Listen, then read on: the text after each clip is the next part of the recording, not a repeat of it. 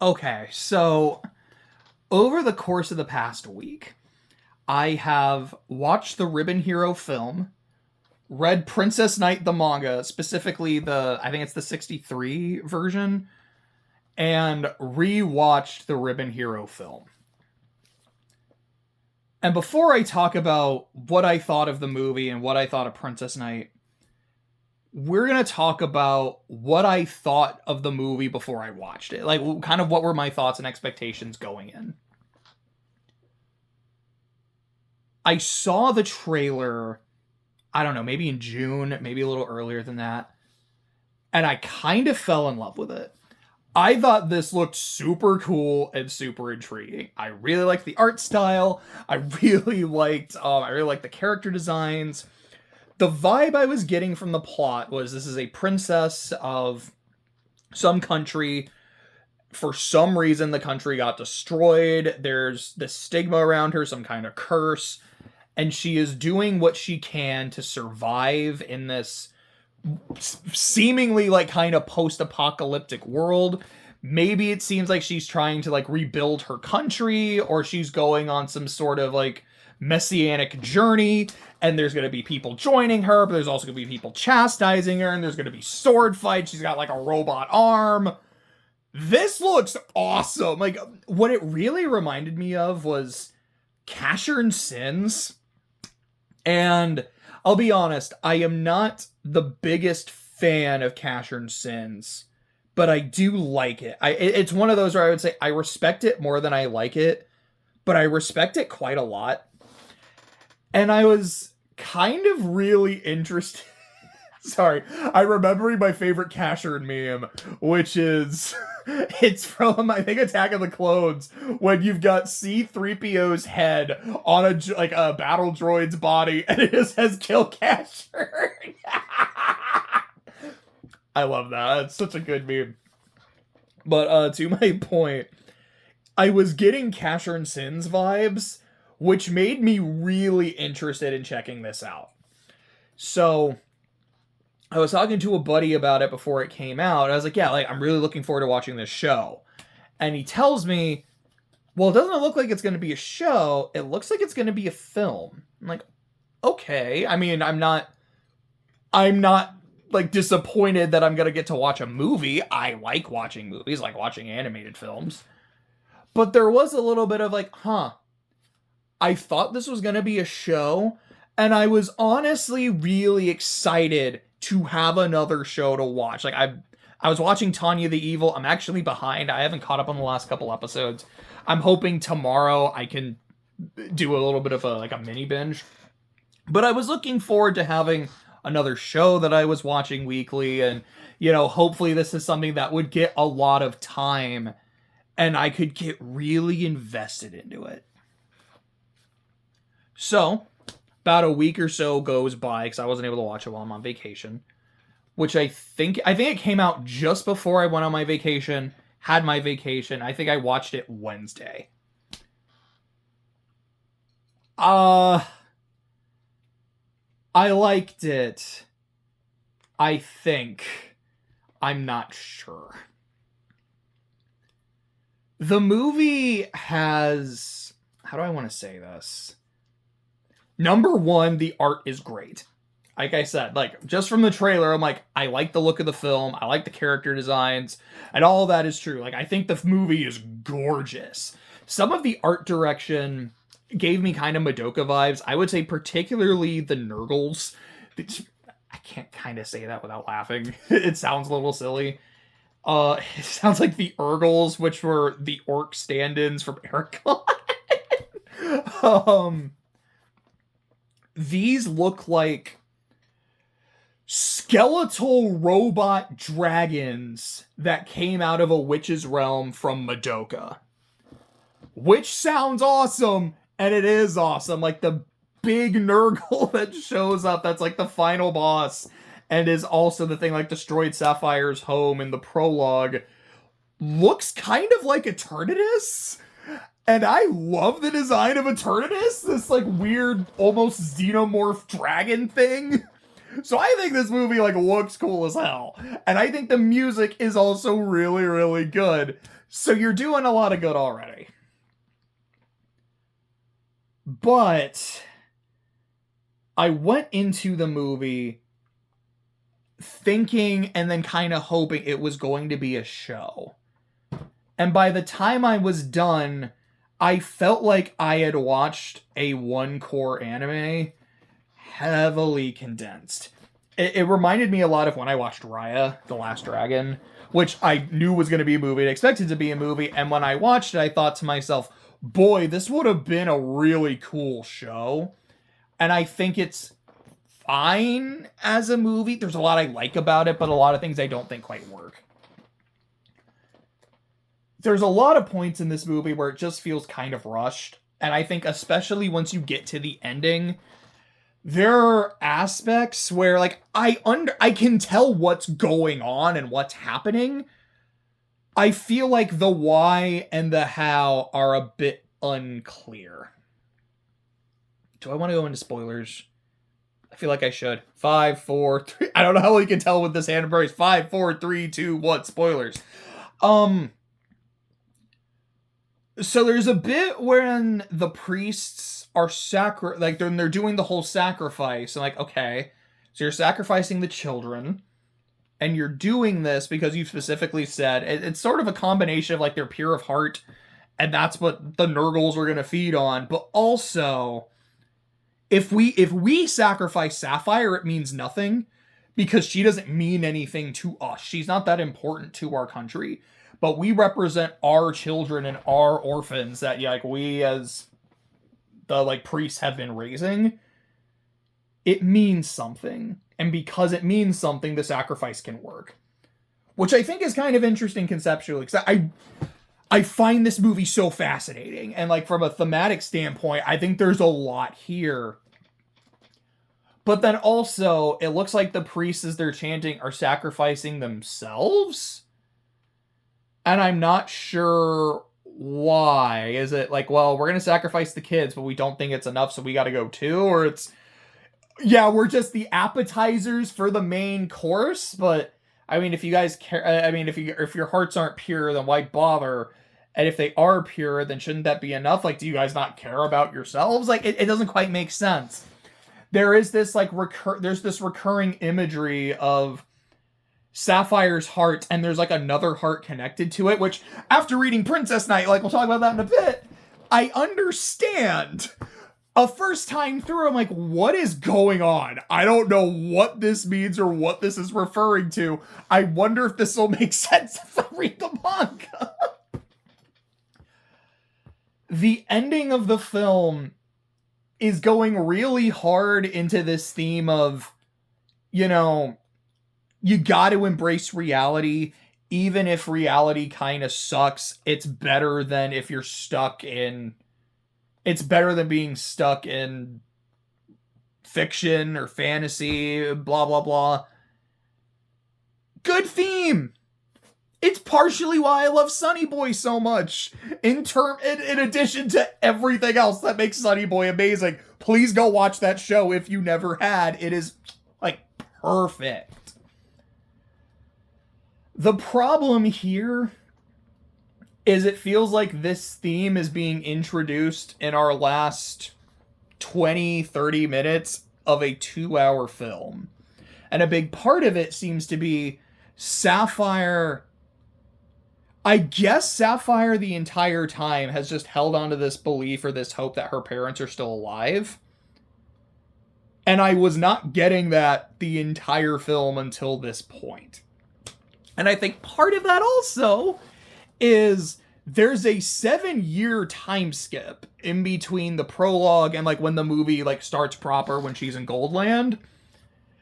And there's almost kind of this, like, oh yeah, you know, it's been 7 years. We've just kind of gone place to place. We barely had enough to eat, but, like, we've made it. We've scrapped by just enough.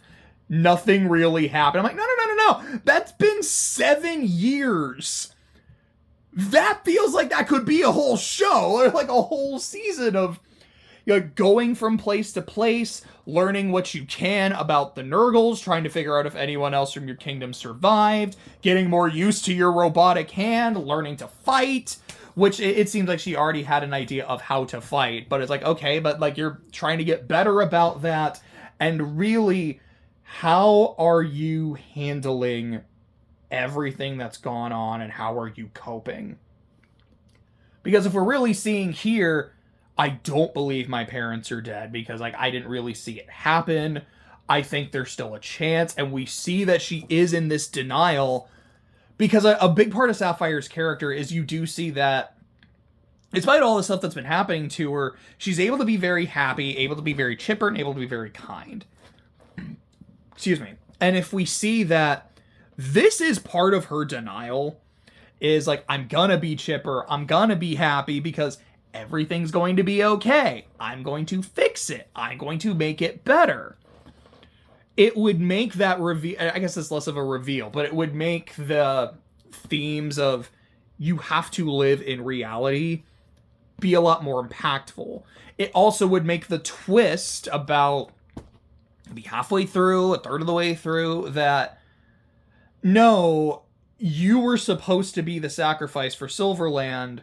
The king and queen just couldn't go through with it because they loved you too much. They loved you too much to lose you, even at the cost of themselves and your kingdom. That's why some people will call you a cursed princess, which there's only like one person that says that to her, so it's not like that's a real stigma she carries. And even then, it's kind of, I guess in a way, it's like this is partly why she keeps fighting the Nurgles, is, to kind of make up for it. So it's sort of there, but also, as her whole Princess Knight thing, well, she's helping people anyways, and she also has a vendetta against the Nurgles, so that's also kind of why she's doing it. It's, some of these elements of the character are there, but I don't think it's as effective as it could have been, or I think as it wanted to be. So overall, my first time, I liked the movie. Oh, there's also like this one scene I need to talk about. It's after she beats the big Nurgle. I don't remember what it is, because there's the King of Ash, and then there's like the other dude, so I'm just going to call him Eternatus. So after she fights Eternatus, which looks so fucking cool, by the way, this shit is like so cool. But after she beats him, then she's like, okay, like, why isn't like the portal disappearing? Why isn't this happening? And then the Pope is like, well, it's because he's not dead. Then she just untransforms, like goes from Princess Knight back to Sapphire, and I have no idea why. Is it because she ran out of power? Because her power source is unclear. She falls into this pit of like crystals and like a pool, and her sword is like kind of powered by crystals. So is it just that she ran out of that? But even then, it seems that the transformation was almost more of like a character revelation than the crystal exposure. And it's a thing that happens because of her ribbon, because of her bow, which is still clearly on her head when she untransforms. And if the monster is still here, I don't think she would go, okay, I think I'm good to go back to normal. It's a scene that's weird and makes no sense and leads to her being captured and like her friends have to help her. I'm like, wait. I don't even think this should have happened. Even the scene when like she falls into the cliff, I'm like, I kind of understand what happened. Like she was walking, and then I think there was a bit of an earth shake, and then she falls, but just the timing of it and the way it's weird, and it really threw me off. I also have to bring up Zurko. Zurko or Zircon. I don't think there was actually an N, but her old lady tinker companion. Sapphire Summer! You hear her say that so many times, and I'm not gonna lie, it's fucking grating. It just annoyed the hell out of me, man. Like, I also watched it with my sister, and my sister did not like the movie. But there was a point, I think maybe 10 minutes into the movie, and she just kind of looks at me like, if I hear Sapphire somehow, like, one more time.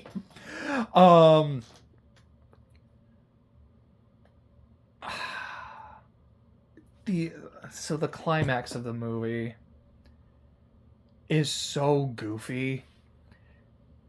Like, you get this really cool fight against Eternatus, and then, you know, you've got, like, Velvet going ham to save the kids, and the friends going ham to save Sapphire, and then Sapphire goes into Eternatus, and from there it just turns into Looney Tunes. And I'm like, I don't know what to think of this, because this is genuinely funny action. But this also doesn't feel like the right time for this, so what are we doing? And then after she, like, stabs the heart of Davy Jones and beats the boss, we get this, like, live action segment that felt like something out of End of Evangelion. And I'm not sure why we were doing that. And I just did not know what to think of this movie, man. So then I read this. So shout out to my buddy Jose for having Princess Knight. And I remember like a year or two ago, he told me about it. He's like, yeah, this kind of rules. And I was really curious because I wanted to know, like, if I read the source material, because this is not an adaptation, it's more of a reimagining. I was like, if I read the source material, am I going to enjoy the movie more? Are there things that are just going to make more sense? And I will say, there are a handful of things that I think do. Like, her dressing up as this princess knight and helping people and being a vigilante, that is straight out of the manga. Like, the big-ass ribbon, that's straight out of the manga. The whole thing when, like, she's in a rock quarry, that's something that's in the manga. It wasn't super long. I was wondering, like, does she turn into a swan? There is a bit where she turns into a swan. There's a non-zero amount that's like, okay, that idea or like that thing, that is a specific reference to something in the manga, and I think that's cool. The two hearts thing. So my understanding is that second heart that was attached is the heart of Princess Sapphire from the original manga. I don't know if that's her male heart or her female heart. I'm going to assume, because I think it was in God's little basket, that's the female heart, because Tink gave her the male heart. So that is the heart of Princess Sapphire being with her, which then goes on like its own separate way, and then that leads to Princess Knight. Something Jose had also told me is Tezuka will frequently reuse character designs in his stories, and not as a, hey, Sapphire is an actual character in Astro Boy, and more of all of my work, like, I see my works as plays, and the characters are actors. So they're just playing a different role in this story, which made me go, oh shoot. I'm just going to keep it down so that doesn't happen again. It's like, so that's why the movie has that play structure and motif. And so the ending is essentially, it's like the whole movie is a play being put on for the audience. And that live action bit is just, these are people who watched the play and are now like giving their applause. Okay. I understand what they were going for now. I think that's kind of neat. I think the act structure, in a way, kind of explains some of like the weird jank when it comes to the pacing, because that does kind of happen in plays sometimes. But it's still a bit weird. It's still a bit jank. As for Princess Knight itself, because I do want to actually talk about the manga, because I did read it, I would say the first 2/3, that rules. I really enjoyed it. I had such a good time. There is this one bit. It made me laugh really hard, and I felt bad about it because it's when Sapphire's dad dies. But the whole thing, like, it is just straight out of Looney Tunes. Like, she's dueling Prince Charming. His name is literally Prince Charming. It's Prince Franz Charming. And he's dueling with a poisoned sword that he was given, and then she knocks it out of his hand, and then the king is on his horse, and I think the sword, like, hits both of them, and the horse dies, and the king is down. And I think it's Sapphire specifically, but it might have been someone else is talking about the king. Like, is he injured? No, but he is deceased. It was that like, oh no, yeah, he's not injured. He's dead, but he's not injured. That's gold. That's actually funny. gosh, and you have Sir Nylon and his Squidward ass nose. Like, there is a scene where he is being strung up by his nose. And I think when he talks to the Duke after, he's like, what happened to your prize schnoz? The Duke is really funny. There is a lot of scheming, and it's great. You've got all of these different factions, and they're all a ton of fun. God is in this story, Satan is in this story, and I wasn't expecting that at all. There's a lot of fairy tale references and motifs. You've got Sapphire going to the ball in disguise, dancing with her Prince Charming, and then leaving before he discovers her identity. I'm like, okay, that's straight out of Cinderella. You have Sapphire turning into a swan. It's less because of the witch and more to escape the witch, but she turns into a swan, falls in love with a prince, but then the magician's daughter ends up dressing and looking like Sapphire to woo the prince away from her. Like, okay, that is Swan Lake. And then we've got the witch. At one point, she even starts calling herself Briar Rose. And then the witch, with her giant mountain, turns into a dragon. I'm like, okay, so there's Sleeping Beauty. There might have been others. I don't know. I mean, Tink, in his name and his appearance, I mean, he's kind of Peter Pan. The fact that he is an angel, he's not aging, even makes him more like Peter Pan. There's a bunch of pirates. Like, there's not a Captain Hook necessarily, but Captain Blood is awesome. I would say he and Hecate are probably my two favorite characters in the manga, and I say that as someone who likes Sapphire. It's a really good time. The last third with Venus, it's fine. It just feels like we kind of more or less reached our ending of the story. And now here's another, 200 pages because, sure, I guess. But I liked it. I liked it quite a bit. I think conceptually this is someone who has a male heart and a female heart, and both are integral to her identity.